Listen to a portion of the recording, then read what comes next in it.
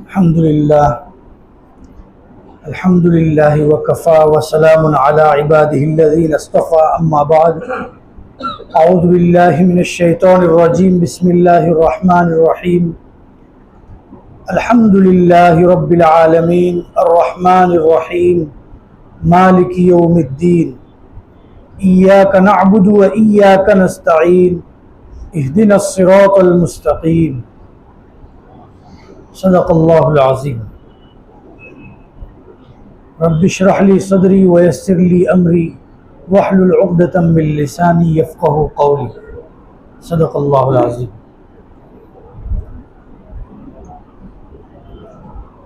بزرگان محترم، گزشتہ ہفتے جو ہمارا مضمون تھا اہدنا الصراط المستقیم، ہدایت کے 4 معنی بتائے تھے۔ ایک معنی تو اس کا رہنمائی کرنا،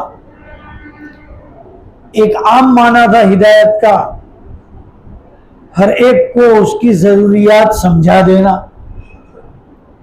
دوسرے نمبر پر بتایا تھا راہ دکھلا دینا، اور تیسرے نمبر پر توفیق عمل دینا اور ہاتھ پکڑ کے مقصود تک پہنچا دینا، اور چوتھا ہدایت کا معنی بتایا تھا کہ پل صراط پر سے پار ہونے کے لیے صراط مستقیم پر اس طریقے سے چلنا کہ پل صراط پر سے بجلی کی طرح پار ہو جاوے، یا دوڑ کے پار ہو جاوے، یا بھاگ کے پار ہو جاوے۔ یہ ہدایت کی 4 معنی بتائے تھے۔ آج کی جو ہماری مجلس ہے اس میں ایک چیز یہ سمجھنی ہے کہ ہدایت کی ضرورت مجھے کیوں ہے، میں کیوں ہدایت مانگوں۔ گزشتہ ہفتے ایک اشکال بھی کیا گیا تھا کہ جب ہم کو ایمان مل چکا ہے، ہم ایمان والے ہیں، تو پھر ہم کو ہدایت کے طلب کی کیا ضرورت۔ اس کا جواب دیا تھا کہ ہدایت کی طلب کی ضرورت عام انسانوں کو نہیں، ایمان والے کو نہیں، ایک ولی کو نہیں، ایک وقت کے نبی کو بھی ضرورت ہے۔ وجہ کیا ہے؟ آج اسی ضرورت کو میں آپ کے سامنے ایک مختصر عنوان سے پیش کر رہا ہوں۔ ماضی میں ہم سے جو گناہ ہوئے ہیں، جو کوتاہیاں سرزد ہوئی ہے، جو افعال سرزد ہوئے ہیں، اس سے توبہ کرنا یہ بھی تو ہدایت ہے، اور یہ توبہ کی توفیق ملنا یہ بھی تو ہدایت ہے۔ معلوم ہوا ہمیں ماضی کے جو کرتوت ہے اس سے توبہ کرنے کی جو ضرورت ہے وہ ہدایت ہے، تو ماضی میں بھی ہم کو ضرورت ہے۔ بعض امور ایسے ہیں کہ اس کا اصل حال تو ہم کو معلوم ہے، لیکن اس کی تفصیل ہم کو معلوم نہیں، اس تفصیل کے جاننے کی ضرورت ہے، تو لہٰذا ہدایت کی ضرورت ہے۔ بعض کام ایسے ہیں کہ وہ ہمارے سامنے واضح ہو گئے لیکن پورے طریقے پر واضح نہیں ہوئے، تو پورے طریقے پر واضح کرنے کے لیے بھی ہدایت کی ضرورت ہے۔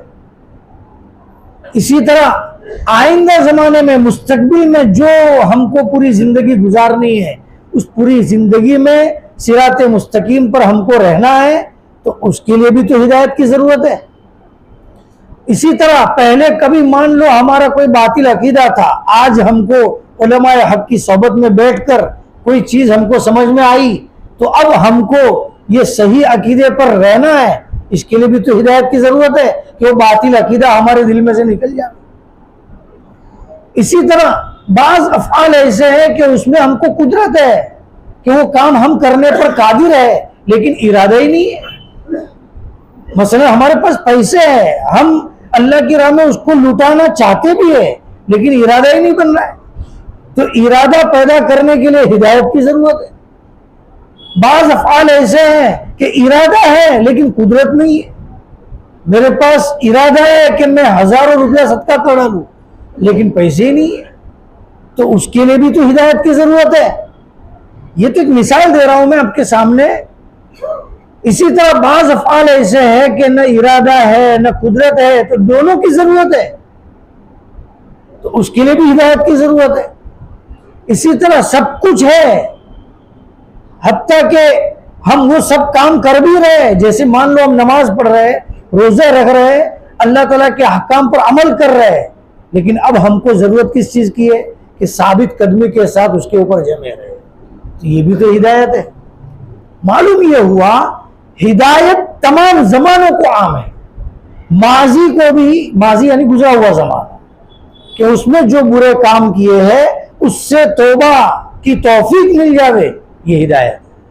حال جو ہم ابھی چل رہے ہیں اس زمانے میں صراط مستقیم پر رہوں، میں باطل نظریات سے ہٹ جاؤں، باطل طریقوں سے ہٹ جاؤں، اس کے اوپر جمع رہوں، اس کے لیے بھی ہدایت کی ضرورت ہے۔ مستقبل میں گمراہ نہ ہو جاؤں، اس کے لیے بھی ہدایت کی ضرورت ہے۔ لہذا ہدایت تمام زمانوں کو عام ہے۔ اسی لیے یہ دعا جو سکھائی گئی ہے نماز کے اندر، اہدنا الصراط المستقیم، اور اس کی اہمیت اتنی ہے کہ یہ ہر دن کے اندر 17 رکعت کے اندر سورہ فاتحہ ہم پڑھتے ہیں۔ گزشتہ ہفتے میں نے آپ کے سامنے یہ بات بتائی تھی کہ پورے قرآن کا لب لباب سورہ فاتحہ ہے، اور سورہ فاتحہ کا لب لباب اور روح کیا ہے؟ یہ آیت ہے اہدنا الصراط المستقیم۔ کیوں بھائی؟ اس لیے کہ اوپر سے تو تعریف ہو رہی ہے اللہ تعالیٰ کی، الحمدللہ رب العالمین الرحمن الرحیم مالک یوم الدین، اے اللہ آپ پالنہار ہے، آپ رحم دل ہے، اے اللہ آپ روز جزا کے مالک ہے، ہم آپ ہی کی عبادت کرتے ہیں، آپ ہی سے استعانت کرتے ہیں۔ لیکن استعانت اور مدد کس چیز کی طرف کر رہے ہو؟ تو آگے وہ جملہ آیا اہدنا الصراط المستقیم، اے اللہ ہم کو صراط مستقیم کی ہدایت عطا فرما، بندازہ لگاؤ۔ اسی لیے علامہ ابن تیمیہ فرماتے ہیں پورے قرآن کریم کے اندر سب سے زیادہ نافع اور سب سے زیادہ عظیم اگر کوئی دعا ہے تو وہ یہ دعا ہے اہدنا الصراط المستقیم۔ اور ہم سب کو صراط مستقیم کی ہدایت کی اشد ضرورت ہے، سب سے زیادہ ضرورت ہے۔ اور گزشتہ ہفتے بات بتائی تھی کہ ہم کیا سمجھتے ہیں صراط مستقیم صرف دین کے اعمال جو ہے وہی، ایسا نہیں، ہم کو ہر عمل کے اندر صراط مستقیم کی ضرورت ہے۔ اگر ہم اپنے دنیاوی کام کاج کر رہے ہیں تو دنیاوی کام کاج میں ضرورت ہے، گھر کے اندر ہم بیوی بچوں کے ساتھ ہے تو اللہ صراط مستقیم کیا ہے وہ مجھے سمجھا دے تاکہ میں اس کے مطابق ان کے ساتھ معاملہ کروں۔ بچے کے ساتھ مجھے کیسے رہنا چاہیے اس میں صراط مستقیم کیا ہے مجھے دکھا دے۔ اے اللہ میں نماز پڑھ رہا ہوں تو نماز کے لیے صراط مستقیم کیا ہے مجھے دکھا دے۔ اے اللہ میں اگر کاروبار میں ہوں تو کاروبار میں صراط مستقیم کیا ہے مجھے دکھا دے۔ ہر وقت بندے کو اس کی ضرورت ہے، کیونکہ تھوڑا بھی آگے پیچھے ہوا تو وہ صراط مستقیم سے ہٹ گیا۔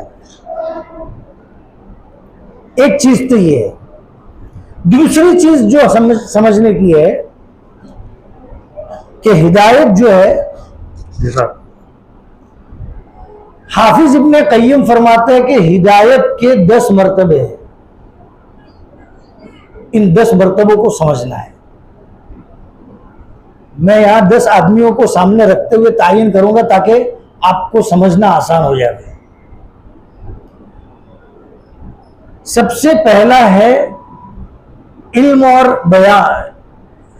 علم اور بیان، علم اور بیان کا مطلب کیا ہے کہ وہ چیز واضح ہو جائے آپ کے سامنے کہ یہ عمل اللہ تک پہنچانے والا ہے۔ سب سے پہلا، کیونکہ آدمی کام کب کرتا ہے جب اس کو یہ چیز سمجھ میں تو آوے کہ یہ چیز مجھے اللہ تک پہنچانے والی ہے، یہ کام میں کروں گا تو اللہ تک پہنچوں گا، تو یہ چیز اس کو سمجھ میں آئے گی، اس کے بعد وہ عمل کرے گا۔ تو سب سے پہلا رتبہ اس کے لیے ہے علم اور بیان، وہ چیز اس کے لیے واضح ہو جائے، یہ نمبر 1۔ نمبر 2، وہ کام جو اس کو سمجھ میں آیا ہے کہ ہدایت والا ہے اس پر اس کو قدرت بھی ہو، وہ کام کرنے پر وہ قادر بھی ہو۔ مان لو اب مثال سے ہم سمجھتے ہیں نماز میں مجھے اللہ تک پہنچنے کا ایک ذریعہ ہے، نماز مجھے اللہ تک پہنچانے کا ایک ذریعہ ہے، تو سب سے پہلی چیز تو یہ ہے کہ اس کو یہ چیز سمجھ میں آ جائے۔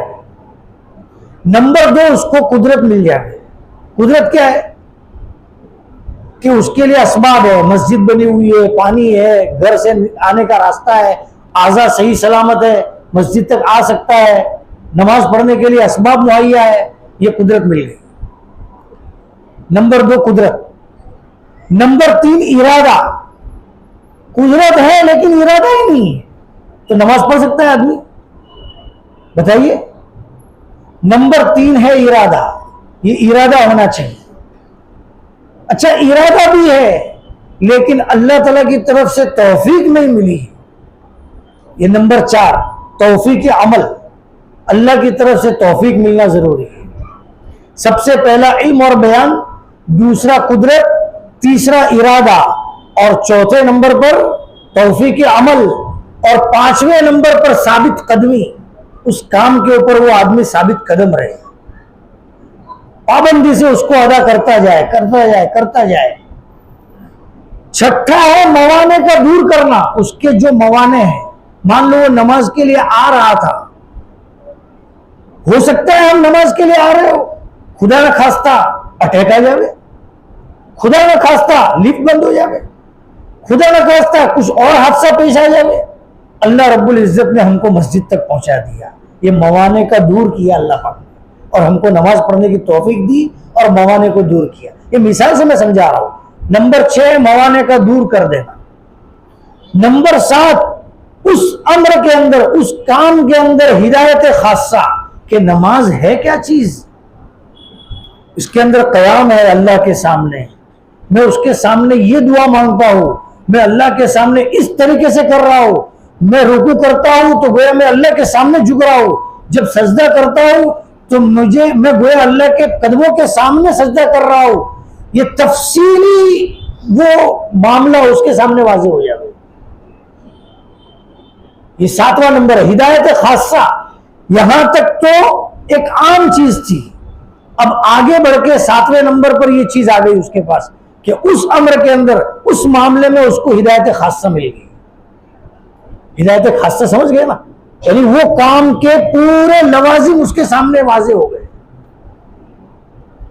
پھر 8واں نمبر ہے مقصود کا مشاہدہ کہ اس سے مقصود کیا ہے۔ بعض مرتبہ آدمی کام تو کر رہا ہے لیکن مقصود ہی واضح نہیں، مقصود کا مشاہدہ ہو جائے۔ پھر 9ویں نمبر پر ہے، یہ 8واں نمبر تھا، 9ویں نمبر پر ہے اس کی ضرورت کہ مجھے اس کام کی کتنی ضرورت ہے، اور 10ویں نمبر کے اوپر ہے منحرفین کا راستہ اس کے سامنے واضح ہو جائے گا کہ جو لوگ ہدایت کے راستے سے ہٹ گئے ہیں، اس راستے سے وہ لوگ ہٹ گئے، ان کا پورا طریق اس کے سامنے واضح ہو جائے گا۔ اب ذرا تھوڑی دیر کے لیے مولانا الیاس صاحب رحمۃ اللہ علیہ کو دیکھ لیں، حضرت جی مولانا الیاس صاحب۔ حضرت جی مولانا الیاس صاحب پر دعوت و تبلیغ سب سے پہلے واضح ہوئی، پہلے نمبر سے دیکھو، پہلے ان کو سمجھ میں آیا، سمجھ میں آنے کے بعد قدرت ملی، حالانکہ زبان میں لکنت ہے، قد چھوٹا ہے، ظاہری اسباب نہیں ہے، لیکن قدرت اپنے آپ کو قادر سمجھ رہے کہ نہیں میں کر سکتا ہوں یہ کام، اور ارادہ پختہ ہے، عزم مصمم ہے۔ 3 کام۔ چوتھے نمبر پر توفیق عمل کہ اللہ تعالیٰ کی طرف سے ان کو خواب میں بھی دکھایا گیا کہ آپ کو یہ کام، آپ سے کام لیا جائے گا، آپ جاؤ آپ سے کام لیا جائے گا، توفیق عمل ملے۔ اور نمبر 5 ثابت قدمی۔ ثابت قدمی تو آپ سب سمجھ سکتے ہیں حضرت جی مولانا الیاس صاحب کی کیا ثابت قدمی تھی اس کام پر۔ پھر آؤ ثابت قدمی کے بعد جو موانع کا دور کرنا، اللہ رب العزت نے ایسے موانع دور کیے کہ وقت کے بڑے بڑے اکابر ان کے کام کی تائید کرتے تھے، اور سب سے بڑے حضرت شیخ زکریا رحمۃ اللہ علیہ جو ایک وقت کے شیخ الحدیث تھے، ان کی یاوری اور مدد ایسی ساتھ میں رہی کہ تمام فضائل قرآن، فضائل اعمال، فضائل فلاں، فضائل صدقات، یہ سب لکھ ڈالی حضرت نے. پوری تائید ملی، سب موانع دور ہو رہے ہیں اور پوری دنیا کے اندر کام پھیل رہا ہے. اب آؤ آگے کیا ہے؟ ہاں، ہدایت خاصہ. حضرت کو 6 نمبر بتائے گئے، یا ان کو الہام ہوا یا ان کے دل کے اندر یہ بات آئی کہ یہ 6 نمبر کے دائرے میں ہی کام کرنا ہے، اس سے آگے نہیں جانا ہے. اور وہ 6 نمبر اس انداز سے انہوں نے بیان کیے کہ آج تک کوئی بیان نہیں کر سکتا ہے. نماز کی روح کیا ہے، ذکر کی روح کیا ہے، اکرام کیا ہے، کس کو کہتے ہیں، اخلاص نیت کیا ہے.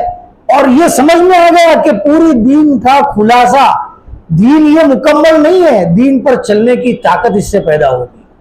یہ ہدایت خاصہ مل گئی. یہ 7واں نمبر تھا. 8ویں نمبر پر آؤ. کیا ہے 8ویں نمبر پر؟ مقصود کا مشاہدہ. یہ کہہ رہے ہیں حضرت، کیا کہہ رہے ہیں کہ میں کام تو یہاں ہوتے ہوئے دیکھ رہا ہوں، لیکن اس کا اثر کہاں تک ظاہر ہوگا؟ امریکہ اور فلاں ملکوں کے اندر اس کا اثر ظاہر ہو رہا ہے اور لوگ دین کی طرف راغب ہو رہے ہیں. اب آؤ 9ویں نمبر پر فقر اور حاجت.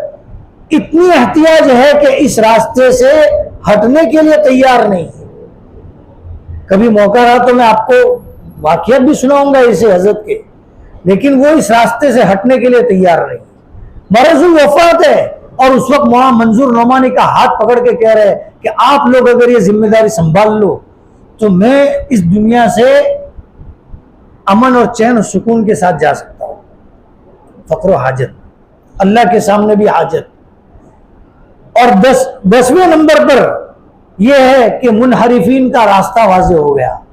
یہ بات روزے روشن کی طرح ان کے سامنے آیا ہو گئی کہ بھائی اگر آج کے دور میں عوام کی اصلاح کے لیے کوئی سادہ سا راستہ اگر کوئی ہے تو وہ یہی ہے. اس راستے کے اوپر اصول کے ساتھ اور صحیح نہج کے ساتھ کام کیا جائے گا تو اس سے ہدایت ہی پھیلے گی اور اس سے شرور نہیں پھیلے گی. اور بشرط کہ اکابر کی توجہات رہی، اکابر سے ربط رہا تو یہ اس کام سے ہدایت پھیلے گی. ورنہ حضرت نے کہا تھا کہ اگر بے اصولی کی گئی تو اس کام سے شر بھی پھیل سکتا ہے. حضرت نے کہا تھا یہ جملے. تو ان کے سامنے سب چیزیں واضح ہو گئی. تو میں یہ کہہ رہا ہوں دوستو بزرگوں، اگر دیکھا جاوے تو یہ ہدایت کے 10 مراتب ہے. یہ 10 مراتب کو سمجھنا چاہیے. اور ہم کوئی بھی کام لے کر چل رہے، مان لو کوئی آدمی کوئی رفاہی کام لے کے چل رہا ہے، اب رفاہی کام میں اس کے سامنے یہ 10 مراتب ہے تو انشاءاللہ امید یہ ہے کہ وہ اس مرتبے پر جب وہ کام کرے گا تو وہ کبھی راہ راست سے نہیں ہٹے.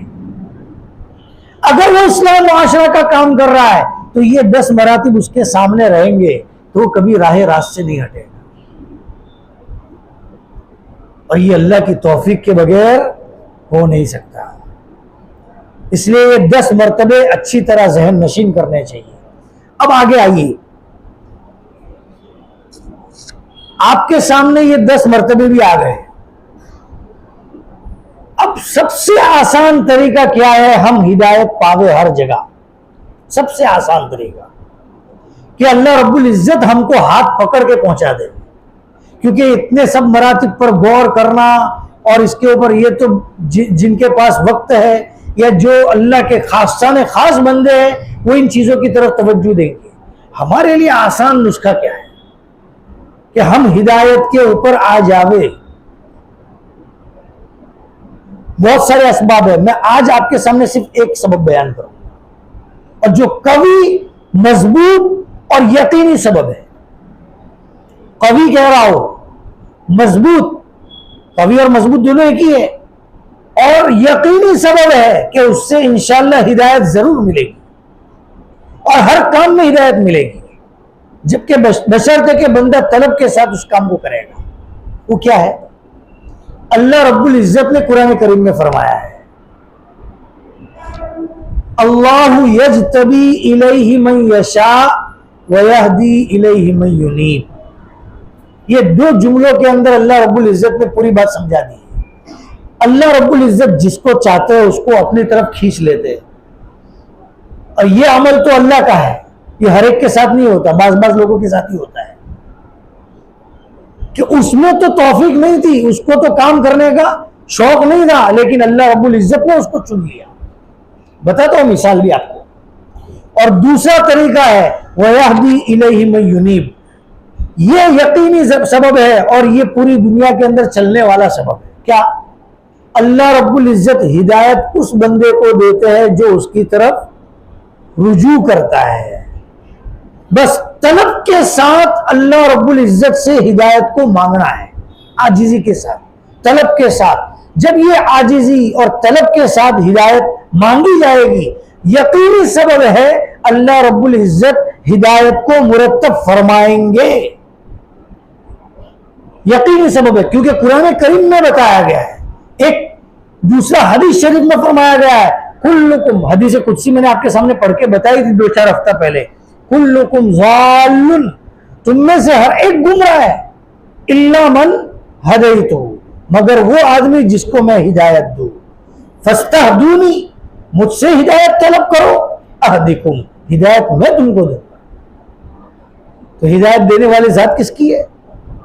ہدایت کے تمام خزانے، تمام مراتب اللہ رب العزت کے ہاتھ میں ہے، کسی بندے کے پاس نہیں، کوئی کچھ نہیں کر سکتا.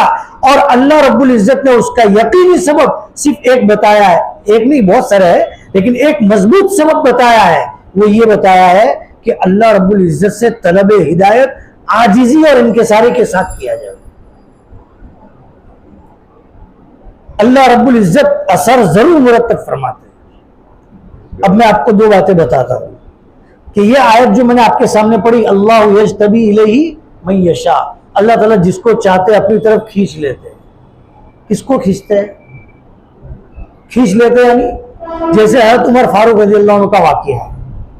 چلے تھے کس نیت سے کہ آج نعوذ باللہ حضور کا کام تمام کر دیں گے، لیکن اللہ رب العزت کو ہدایت دینا منظور تھا، کھینچ کے ان کو لے لیا.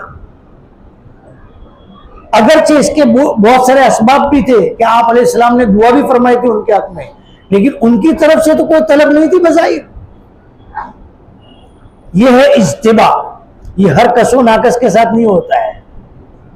یہ اللہ کے خاصہ نے خاص بندے ہوتے ہیں جن کو اللہ رب العزت چن لیتے ہیں، اور یہ اللہ کے خاص بندے ہوتے ہیں. ایک مثال آپ شاید سمجھو نہ سمجھو، لیکن یہ میں نے پڑھا ہوا واقعہ ہے. ایک وقت میں ایک بڑے غوث کا انتقال ہوا. یہ غوث اور قطب ابدال یہ جو نا تصوف کی اصطلاحات ہے، سمجھنے کے لیے واقعہ بیان کر رہا ہوں، یہ سمجھ میں نہ بھی آوے کیونکہ یہ بڑے مرتبے ہیں، ہم نہیں سمجھ سکتے اس کو. ایک غوث کا یا قطب کا انتقال ہوا. ایک آدمی، اب ابدال لوگوں کا مشورہ ہوا کہ بھئی اب قطب کون بنے. تو اس میں جو غوث تھے، غوث بڑا رتبہ، غوث اس کے بعد قطب اور اس کے بعد ابدال. تو ابدال کا مشورہ ہو رہا ہے کہ اب قطب صاحب تو چلے گئے، انتقال فرما گئے، اب ان کی جگہ کون قطب بنے گا.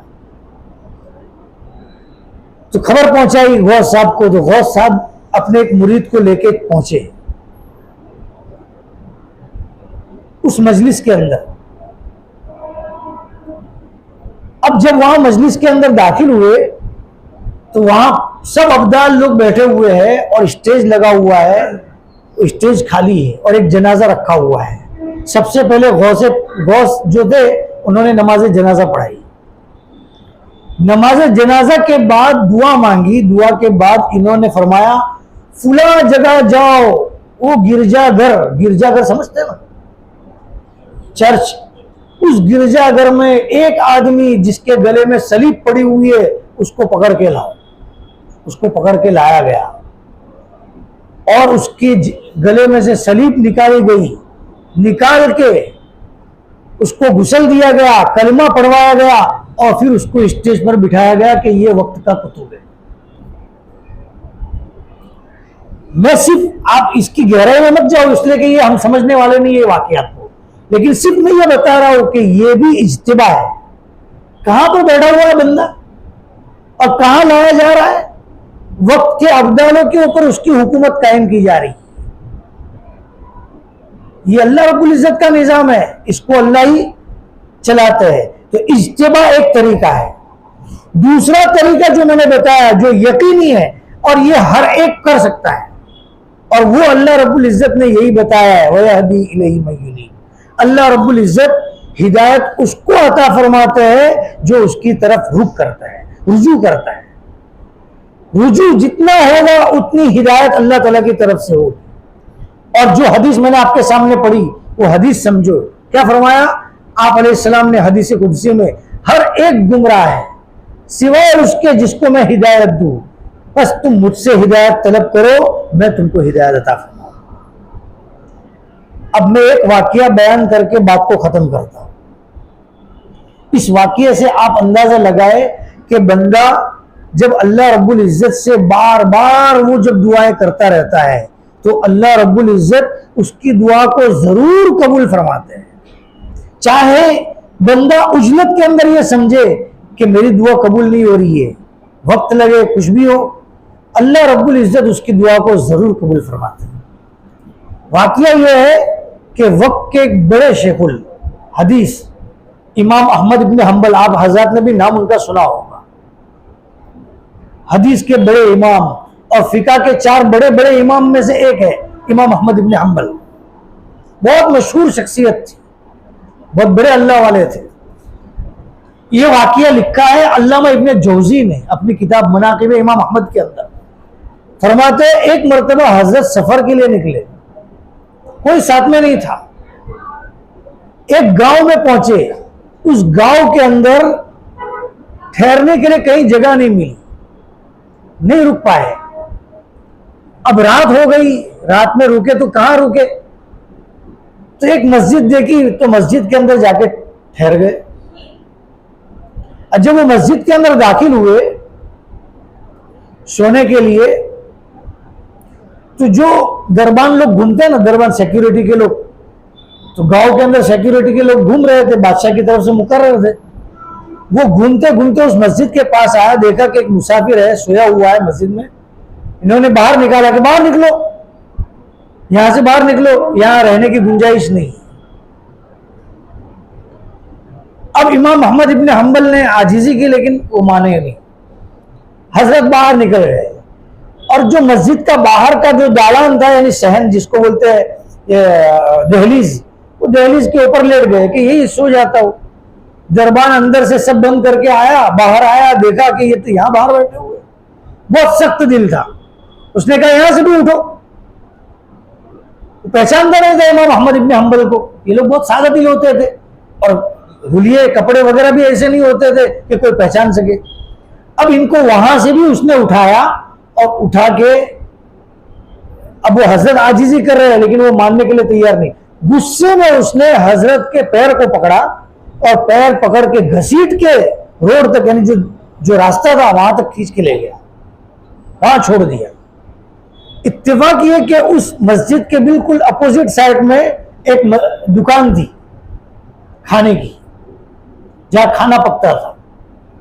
اس بندے نے دیکھ لیا کہ وہ ایک مسافر آدمی ہے, کوئی غریب آدمی دکھ رہا ہے, تو وہ آیا اور حضرت کے پاس آ کے بولا کہ حضرت یہ آپ ہمارے یہاں آ جاؤ, میرے جو دکان ہے اس کے اندر لیٹ جاؤ, مسجد میں نہیں لیٹنے دے رہے. تو اب حضرت وہاں پر گئے اور جا کے اپنا بستر جو تھا, جو تھیلی تھی وہ تھیلی رکھی اور اس کے اوپر سر رکھ کے سونے لگے.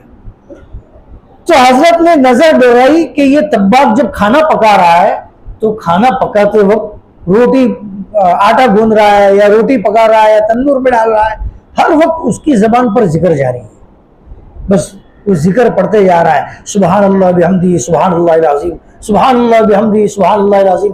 عرب میں تو ایسے بھی ذکر کی بہت عادت ہوتی ہے, تو یہ لوگ ذکر کے ایسے عادی تھے. اب یہ پڑھتا ہی جا رہا ہے, پڑھتا ہی جا رہا ہے. تو حضرت نے پوچھا بھائی تو تھکتا نہیں ہے؟ کہا نہیں, میری عادت بن گئی ہے, میں کہ کتنے زمانے سے ایسا کر رہا ہے کہ ایک لمبے عرصے سے میرا یہ عمل ہے. کہ حضرت نے پوچھا کہ ارے بھائی دیکھو ایک چیز بتا دیتا ہوں کہ نیکی کا اثر جو ہے نا دنیا کے اندر نقد 5 چیزوں سے ملتا ہے. کوئی بھی نیکی کرے تو 5 اثر ہوتے ہیں. سب سے پہلا چہرے پر نور ہوتا ہے. کوئی بھی نیکی کرو تو چہرے پر کیا آتا ہے؟ نور آتا ہے. نمبر 2 دل کے اندر سرور آتا ہے, خوشی. نمبر 3 رزق کے اندر وسعت یعنی برکت, رزق میں برکت آتی ہے. اور نمبر 4 اولاد صالح بنتی ہے. جب آدمی نیکی کرتا ہے نا تو اس کی اولاد کے اوپر بھی اس کا اثر آتا ہے. اور نمبر 5 نیک لوگوں کے دلوں کے اندر اس کی محبت آتی ہے. یہ دنیا میں نقد 5 انعامات ہیں, نیک لوگ اس سے محبت کرتے ہیں. سمجھ گئے نا؟ ایک تو چہرے پر نور, دل میں سرور, رزق میں برکت, اولاد صالح بنتی ہے, اور 5واں نیک لوگوں کے دل کے اندر اس کی محبت. اب گناہ کے اندر اس کا بالکل اپوزٹ لے لو. چہرے کے اوپر سے بدصورتی, دل کے اندر بے چینی, رزق کے اندر تنگی, پریشان حال, اور اولاد صالح نہیں, اور لوگوں کے دلوں کے اندر بغض. بہرحال حضرت نے پوچھا, بھائی تو اتنی بڑی نیکی کر رہا ہے, اتنے سال سے تو یہ عمل کر رہا ہے, تیرے کو اس کا کیا ثمرہ ملا؟ تو اس نے ایک لفظ میں یہ کہا کہ حضرت یہ ثمرہ ملا کہ میں نے جو بھی دعا کی. اچھا وہ حضرت کو نہیں پہچانتا تھا, وہ ابھی تک حضرت کو نہیں پہچان رہا ہے, بس یہ سمجھ رہا ہے کوئی مسافر ہے, بزرگ آدمی ہے. تو اس نے کہا میں نے جو بھی دعا مانگی اللہ رب العزت سے, اللہ رب العزت نے میری دعا قبول فرمائی. اللہ نے میری دعا ضرور قبول فرمائی, لیکن ایک دعا ایسی باقی رہ گئی ہے جو میں مانگ رہا ہوں, ابھی تک قبول نہیں ہوئی ہے, لیکن مجھے امید ہے کہ وہ قبول ہوگی. اس کو پوچھا, اچھا بھائی کیا دعا ہے وہ؟ تو اس نے یہ کہا میں یہ دعا مانگی ہے کہ اللہ وقت کے بڑے شیخ الحدیث احمد ابن حنبل سے میری ملاقات ہو جائے, میری زیارت ہو جائے. امام احمد ابن حنبل سے میری ملاقات اور زیارت ہو جائے. تو امام احمد ابن حنبل کھڑے ہو گئے اور کہا کہ ارے بھائی, ہاں انا احمد ابن حنبل, یہ میں احمد ابن حنبل تیرے سامنے کھڑا ہوں, میں احمد ابن حنبل تیرے سامنے کھڑا ہوں. تیری دعا نے مجھے گھسیٹ کر تیری دکان تک پہنچایا ہے. کہاں تک پہنچایا ہے؟ گھسیٹ کے, پیر گھسیٹ کے. میں تو مسجد میں قیام کیے ہوئے تھا, پیر گھسیٹ کے مجھے تیری دکان تک پہنچایا ہے. اندازہ لگاؤ, ایک وقت کے شیخ الحدیث کو ایک طباخ کی دعا اس کی دکان تک پہنچا رہی ہے. آدمی کا مقام کسی کو معلوم نہیں, اللہ رب العزت کے پاس کیا مقام. بہرحال دوستو بزرگوں, میں تو صرف اتنا کہنا چاہتا تھا, ہدایت کے تمام خزانے اللہ رب العزت کے پاس ہے, وہیں سے ہدایت ملے گی. اور جب ہدایت بندے کو مل گئی اور یہ 10 مراتب اگر بندے کو حاصل ہو گئے, انشاءاللہ وہ وقت کا قطب بنے گا. جب آدمی کو شرع صدر ہو گیا, مقصود واضح ہو گیا کہ مجھے اس کام میں پڑھا رہا ہوں, مجھے پڑھانے میں شرع صدر ہو گیا, میرے لیے واضح ہو گیا کہ میرے قدرت بھی ہے, مجھے ارادہ بھی ہے, موانع بھی دور ہے, میری سب ضرورتیں پوری ہو رہی ہے, میرے کو توفیق بھی مل گئی ہے, اور میرے کو ثابت کرنی بھی ہے, اور اس کام کے اندر ہدایت خاصہ مل گئی ہے کہ میرے کو پڑھانے کا الگ الگ انداز سے طریقہ معلوم ہو گیا ہے. اور اس کے بعد مجھے حاجت بھی ہے کہ میں اللہ سے دعا مانگ رہا ہوں کہ اللہ مجھے اس میں موت تک قائم رکھ. اور اس کے بعد جو لوگ اس راستے سے ہٹے ہیں اور اس کی ناقدری کی ہے, اس کا طریقہ بھی میرے لیے واضح ہو گیا, تو وہ آدمی یقیناً کیسا بنے گا, اس کا درس کیسا ہوگا. یہ ہے ہر عمل کے اندر یہ 10 مراتب کو دیکھ لے, انشاءاللہ وہ اللہ رب العزت کے نزدیک وہ عمل کے اندر ہدایت خاصہ پانے والا ہوگا, اور اس عمل کے اعتبار سے وہ مقبول بندہ بنے گا. اللہ ہم سب کو عمل کی توفیق عطا فرمائے.